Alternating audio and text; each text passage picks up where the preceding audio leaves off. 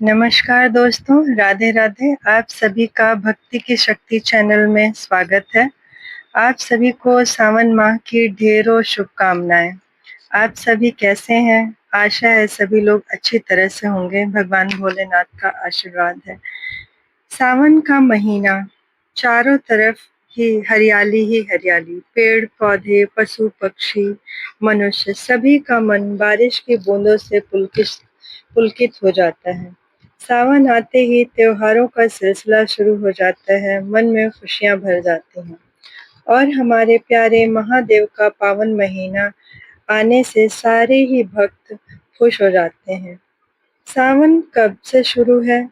तो जानते हैं कि सावन का महीना आषाढ़ पूर्णिमा के अगले दिन से शुरू हो जाता है, जो कि अब की बार 11 जुलाई यानी कल से, शुक्रवार से, दिन शुक्रवार 11 जुलाई की सुबह से शुरू हो रहा है और 9 अगस्त को समाप्त होगा।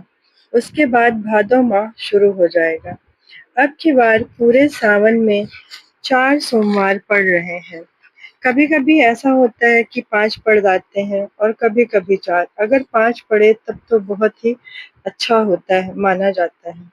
लेकिन अगर 4 सोमवार पड़ रहे हैं और बहुत लोगों का मान्यता है कि वो 5 सोमवार करते हैं, तो कोई 1 सोमवार पहले कर लेता है और कोई सावन के 1 सोमवार बाद कर बाद करता है। ये पूरी तरह आप पे निर्भर है कि आप 4 सोमवार करें या 5। जितना भी करेंगे उन सब में पुण्य ही है, ऐसा कुछ भी नहीं है। पहला सोमवार, अब हम जानते हैं कि पहला सोमवार कब पड़ रहा है। दोस्तों, पहला सोमवार 14 जुलाई 2025 को पड़ रहा है और दूसरा सोमवार 21 जुलाई को है, तीसरा सोमवार 28 जुलाई को और चौथा और अंतिम सोमवार 4 अगस्त को है।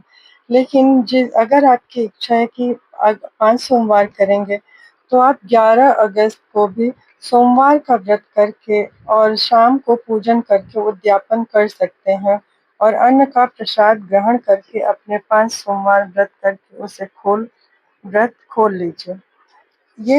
अब आपका 5 सोमवार भी पूरा हो जाएगा और आपका उद्यापन भी हो जाएगा। अब जानते हैं कि सोमवार के दिन क्या ना करें। बहुत सारे लोगों का मत है कि हमें सिर नहीं धोना चाहिए।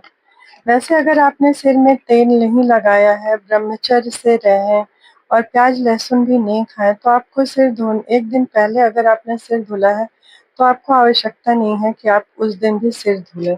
और बहुत ज़्यादा ही अगर आपको व्रत भी करना है और आप अशुद्ध भी हैं, तो आप सिर में कच्चा दूध लगा के और पानी से या ऐसे जड़ी बूटियों से सिर धो सकते हैं, जैसे रीठा, आंवला वगैरह से।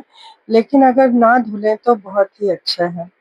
दूसरी बात, क्योंकि हमें ऐसी मानते हैं, पुराने हमारे बुजुर्ग कहते थे कि अगर जो हमारे सिर से पानी टपकता है तो दिए बुझ जाते हैं और संतान के लिए भी दोष होता है।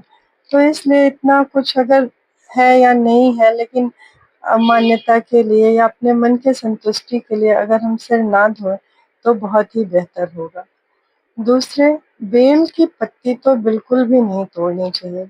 बहुत सारे लोगों को ये पता ही नहीं है कि बेल के पेड़ में सोमवार के दिन माता पार्वती का वास माना जाता है और उस दिन पत्ती बिल्कुल भी, जितना आप पुण्य नहीं करेंगे उतना ही आपको दोष लग जाएगा। तो इससे अच्छा है कि आप पहले ही बेल की पत्ती एक दिन पहले ही तोड़ लें। और व्रत, अगर जो कोई व्रत नहीं है तो उससे भी तुड़वा सकते हैं, लेकिन ज़्यादा है कि आप पहले ही तोड़ के रख लें। और 1 हफ्ते तक तो बेल का पत्ता वैसे भी बासी नहीं होता है, तो आप फ्रिज में रख के या उसकी डंडियों को पानी में भिगो के रख दें तो भी बहुत अच्छा होगा। बेल के पेड़ के नीचे मीठा दूध जरूर चढ़ाएं, शाम के समय दिया जलाएं, शिवलिंग पर 1 लोटा जरूर जल चढ़ाएं, चाहे आप व्रत हो या ना हो, लेकिन जल आप जरूर चढ़ाएं। अगर आपके पास शिवलिंग नहीं है तो किसी भी गमले की मिट्टी से आप पार्थिव शिवलिंग बनाकर पूजा करें और उसके बाद जल डालकर उसी गमले में विसर्जन कर दें। मिट्टी है तो उसकी मिट्टी घुलने में आपको जरा भी दिक्कत नहीं होगी और आप उसमें पूजा आराम से कर सकते हैं।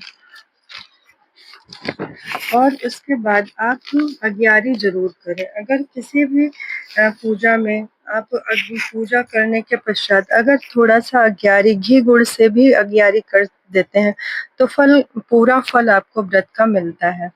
आप सावन के महीने में अ, रुद्राभिषेक करा सकते हैं। किसी मंदिर के पास शिवालय में जाके आप रुद्राभिषेक कराएँ या घर पे चले जाएँ।